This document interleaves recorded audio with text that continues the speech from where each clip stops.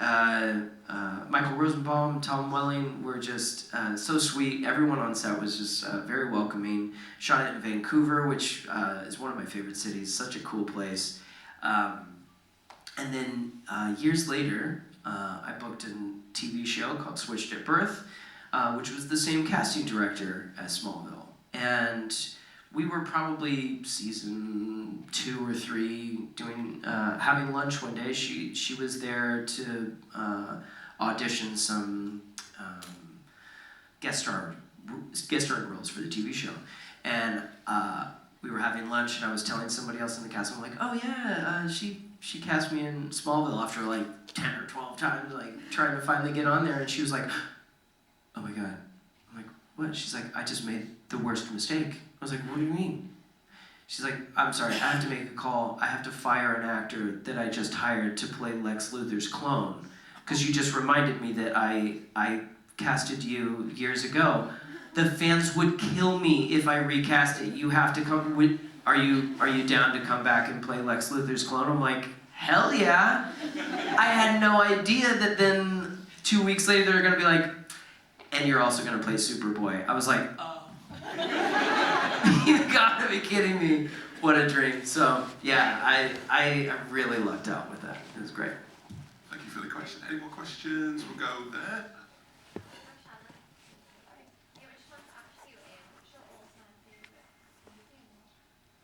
My all-time favorite movie, it's called Waiting for Guffman. Most people don't know about it. Christopher Guest and Eugene Levy. Christopher Guest was the six-fingered man in Princess Bride. Anybody? Princess Bride? Also one of my favorite movies. Great movie.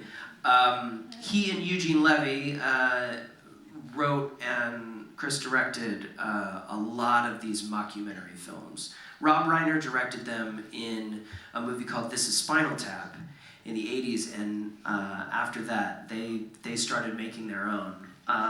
Waiting for Guffman was the first one, then Best in Show, A Mighty Wind, For Your Consideration, Mascots.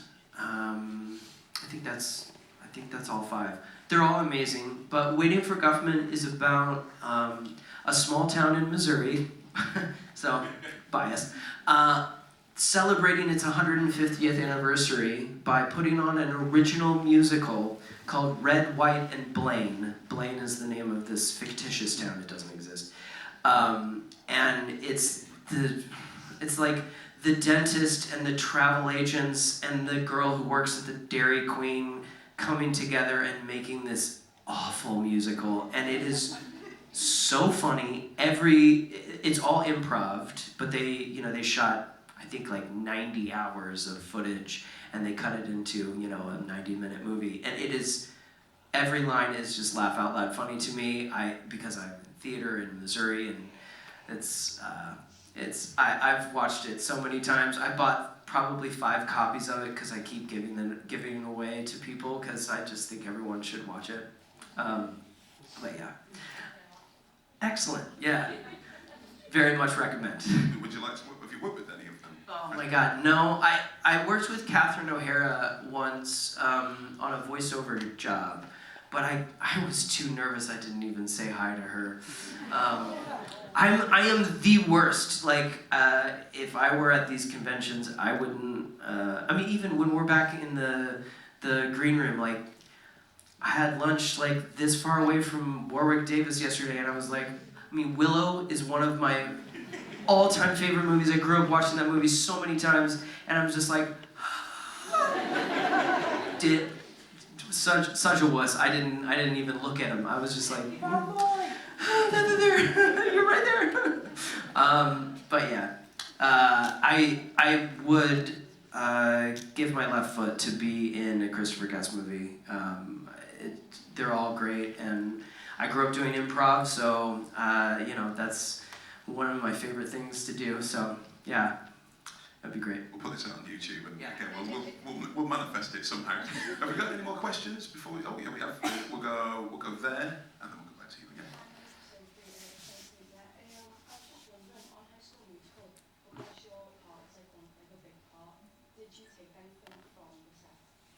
Are you a thief? Turn your cameras off. Yeah, I got to keep a lot of the hats. I have the Bop to the Top suit. I have my shoes and hat from We're All in This Together. I have a lot of the hats, because there were so many. There was a bunch of clothes that they didn't use that I got to take, and I still have some of those, which, not in the movie, but hey, free clothes. There is a big sign, it was like a fake advert in I Want It All, that's me wearing a hat, and it's Hats by Ryan.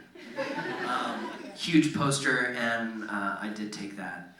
I've got it hanging up in my closet. Like,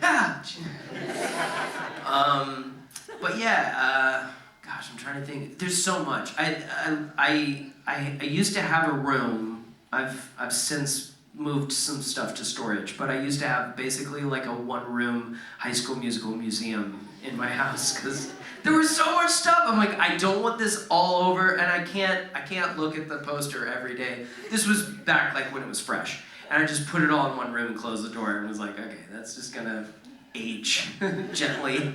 But now I've pulled out some pieces. You know, I've got like a conga head from the tour that we did, and my microphone and my microphone stand from the tour, which that's one of my favorite pieces because yeah, it's like that was when I was a rock star. We'll come here. So basically, like us, we will go back and have a movie made many times. Do you ever sit there and go, oh, watch it? No. But you know, I used to have a much more like more finite kind of no, I'm not gonna watch myself thing. I watched all of them once. I watched the rough cuts. I didn't even see the finished versions of them for at least 10 years. And I was in Korea working on another film when the third movie had its premiere, so I was the only one who didn't go. I regret that. So yeah, didn't get to see them for a long time, but when I did High School Musical, the series, I was like, okay, this is like for my job. I need to know, I need to remember, because you know, I'd listened to the music and stuff, but not watched the movies, you know, all the way through. And I'm glad I waited that long, but I loved it. And my girlfriend she had seen the first one, but not the second two, so it was cool to watch them with her. And yeah, I think now, especially, you know, a lot of my friends are having kids and things, I will be watching them more often these days, which is funny. And yeah, they're really cute. Any last questions before we wrap up? No? Cool. Oh, sure. Right, okay, cool. Just to finish up, I'll ask, what was it like for your family and friends? How did they react and respond when you sort of became, right? Well, different ways for different people. My mom wanted to be an actor when she was younger. A beautiful singer, and she ended up going to nursing school instead, and so, I mean, she's living vicariously through me and loving every second of it. She is such a supportive mom, and I'm so lucky to have that. And my dad is, he grew up as a farmer and has no interest in film or television at all, and he's like, well, I mean, you're gonna go out there and you're gonna be a movie star because you're real talented. I'm like, what? Doesn't really work that way, Dad, but I appreciate the support. I don't think he's seen the High School Musical movies. Like, Dad, I mean, you're kind of a big deal. Like, he actually was in Los Angeles when High School Musical 3 and Milk were in the theater at the same time. And I was like, Dad, this is like huge. Can we at least go see one of them? He's like, oh, I'm all right.